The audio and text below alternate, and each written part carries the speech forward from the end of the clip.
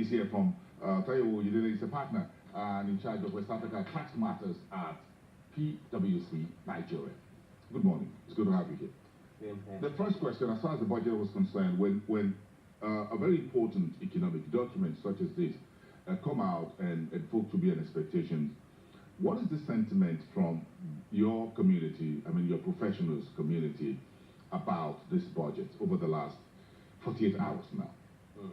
I think historically, if you look at how we do budgets in Nigeria and how we implement budgets, you almost have to conclude that most times it's not so much about what you put in the budget as much as what you do in terms of implementation. Generally, it's sensible that this budget that is being proposed for 2019 is lower than the budget for 2018 for the mere fact that in terms of the revenue expectation, there has been some significant shortfalls, but also on the expenditure side, government has not been able to release all the funds, especially for CapEx, which is the most important. So overall, it's you say it's a budget that looks sensible overall, but at the end of the day, it's about how you implement it that really makes that difference. What part of that implementation should we be looking out for? Or should we be concerned about? We should be concerned about the capital expenditure portion of the budget. Why? Because at the end of the day, if you think about productivity, economic development, growth, and everything else that we need, and even in terms of creating infrastructure to facilitate economic activities, that will come from capital spending. But also, that's not to say, for example, the role of the civil service, government agencies, running their operations and facilitating businesses and the environment, providing security is equally important.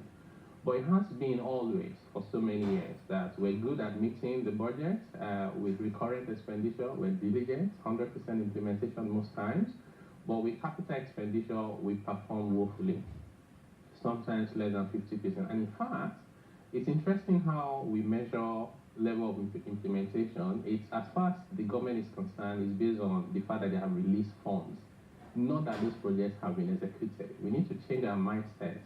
You do not have infrastructure until it's been done, not when you release money. And that's like first to second. Make it simple. The finance minister yesterday says 820.5 billion naira has been released. That's a lot of money, even by whatever inflation rate, whatever you want to discount, whatever. So it's still a lot of money.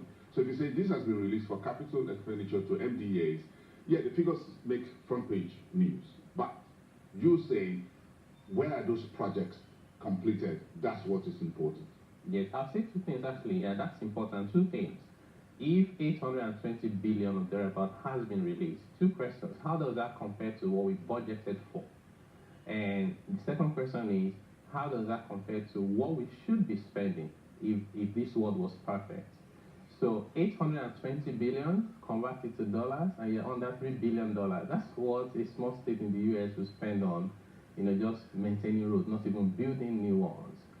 So it's a drop in the ocean compared to where we need to be. And we have all these estimates about how much we need to spend on infrastructure in Nigeria, and these are in hundreds of billions of dollars. So this is not anywhere close. I do commend the government because also if you compare the fact that they have less revenue than previously and all of that, and they're still trying their best to release, but I'm just saying that we can do a little bit more. 820 is good, but not good enough.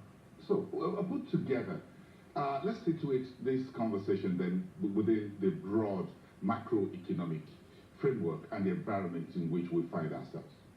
Yes, and that's a very good way of looking at it, because most times I think government lose sight of the fact that at the end of the day, whether you're talking about tax revenue, whether you're talking about expenditure, whether you're talking about oil, it has to operate within a context of the economy.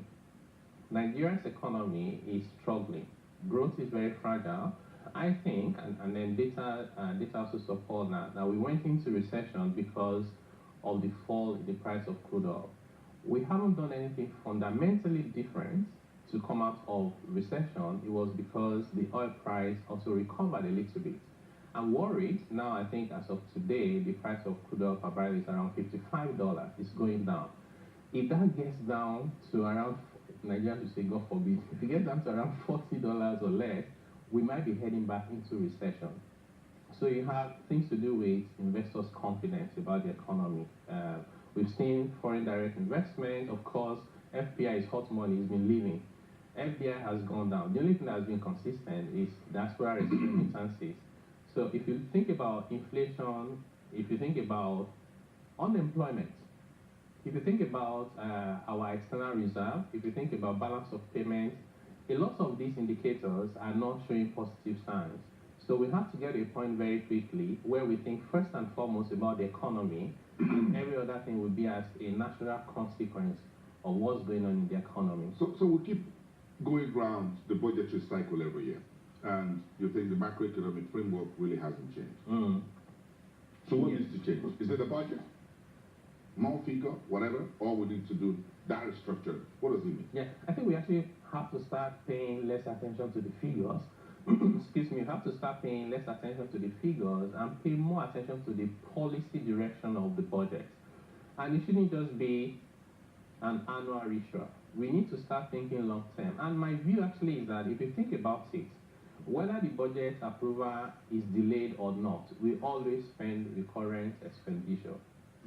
So, and if you think about capital expenditure, it's not usually an annual thing. So it's a medium to long-term thing. Why don't we, as a country, begin to say, let's plan for capital expenditure for the next 5 years and get it approved. And as the money comes in every year, you just spend it.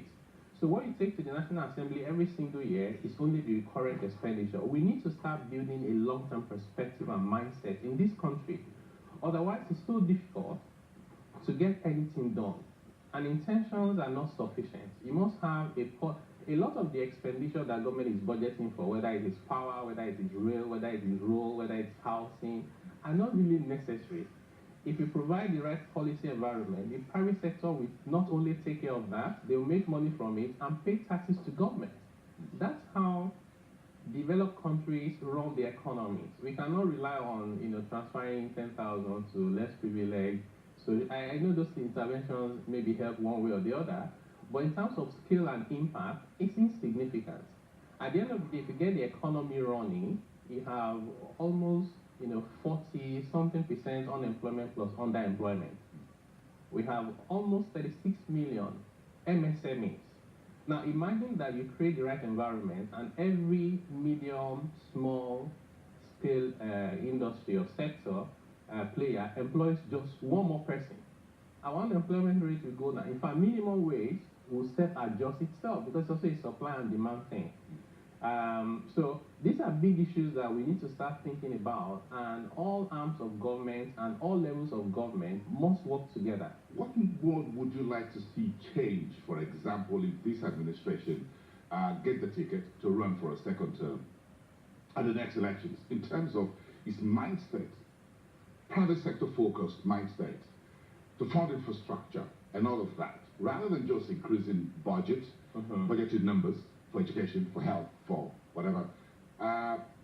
It looks like, yes, we want to work with the private sector. We believe the business should run the business sector better. But again, when it comes to our actions, it looks like this administration believes that the government is the big brother and should be the one to build roads, build bridges, build hospitals, build the airports, and do almost virtually everything, pay salaries, pay pensions, just pay virtually everybody. Yes, you're right. We have the ERGP, which I think is a good document. But in terms of the direction you see government, especially federal government, moving, and the body language, it seems to be like there's no sincerity, or we don't truly believe in that document. Because it's meant to be private sector led and investor driven economy. But every time we're here with first subsidy, there's another budget now for first subsidy. $1 billion. $1 billion. You have subsidies in different areas for single digit interest rates for MSME, informal sector. But again, that's from the it's good. Yes, it's good, but then you have to implement it. What you have to do is to say, whoever comes into power in 2019, plan at least for the 4 years and be honest about it. what can we realistically achieve given that we have low revenue base? And while we work on increasing our revenue base, what can we achieve that will help the economy to grow and be inclusive in its development? I got a very important question for you when we come back after the break. Why is it difficult to fix higher revenue? Taiwo Oyedele from PricewaterhouseCoopers Coopers of PwC Nigeria, a partner and West Africa Tax Team List. Let's continue this after the break.